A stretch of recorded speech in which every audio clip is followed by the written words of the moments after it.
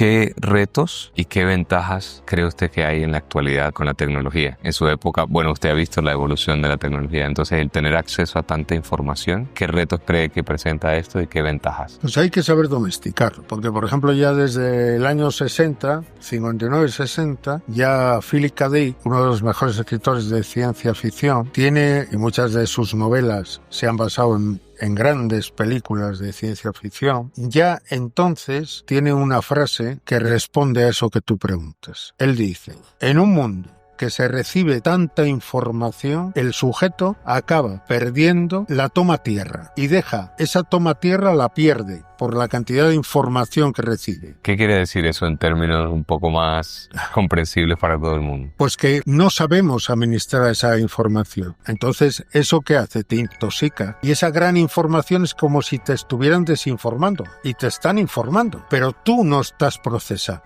Y como no estás procesando esa información que es necesario procesar. ¿Y cómo se hace, por ejemplo, con alguien como usted que lee tanto y absorbe tanta información? ¿Cómo la procesa de una manera adecuada para no saturarse, digamos? En principio es necesario...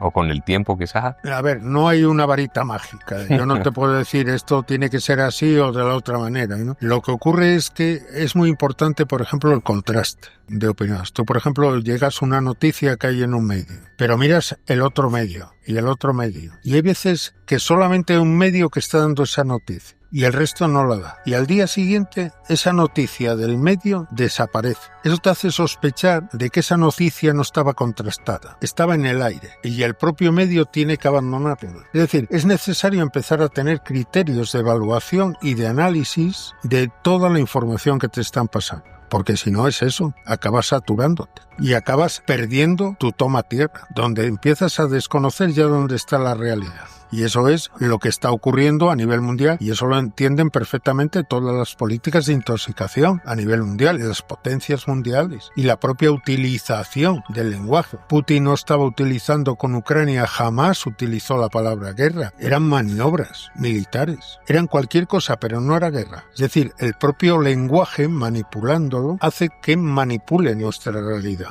Y eso lo vemos constantemente. Nada más hay que ver el discurso de los políticos. Ahí los neopositivistas tienen una teoría que dicen que todo lo que es nombrado es que existe. Ha habido teóricos posteriores que le han dado la vuelta a ese análisis de los neopositivistas y dicen, y si no es nombrado, no existe. Y eso es lo que ha utilizado, por ejemplo, Putin. Nunca mencionó la palabra guerra. Es decir, si yo no digo que estamos en guerra, no estamos en guerra. No estamos en guerra. Le han dado la vuelta a ese análisis con el tema de cuando las crisis económicas del año 2008, la crisis económica del 2008, los políticos se negaban a mencionar la palabra crisis. Una disminución económica, desaceleración, utilizaban eufemismos, pero no hablaban de crisis, porque eso evidentemente les perjudicaría en unas elecciones. ¿Por qué? No se puede admitir nunca entonces. Claro, okay.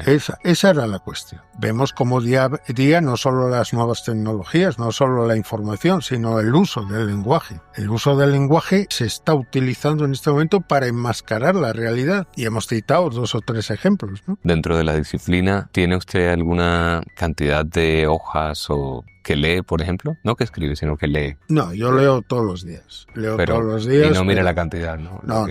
Yo leo hasta que ya llega un momento que me agoto y lo dejo. Y ya hasta el día siguiente ya no vuelvo a leer más. Sea tanto de prensa, de revistas, como de libros. Es decir, llega un momento que ya... ¿Cree que se ha vuelto algo que necesita? Sí, pero... Ya no gusto, sino necesidad. A ver, yo creo que es algo que necesitamos todos. O sea, el tema de estar informado, de saber qué está ocurriendo, eso lo necesitamos todos. Y además es que lo ves diariamente. A lo mejor hoy se leen menos libros, pero se sigue leyendo, ¿eh? A lo mejor tiene también sus problemas, ¿no? Porque hemos plebeyizado, por llamarlo de alguna manera, el saber. Hoy cualquiera es médico. Coge internet y dice, me duele la cabeza. ¿Qué debo hacer? Porque me duele la cabeza. Me ocurre tal cosa. Es decir, hemos ido a utilizar la tecnología y leemos. De otra forma. Pero vulgarizamos absolutamente todo eso. Eso tiene su problema, claro. Antes hablaba de los médicos. Hoy cualquiera se considera ya médico si tiene internet. ¿Te gustó?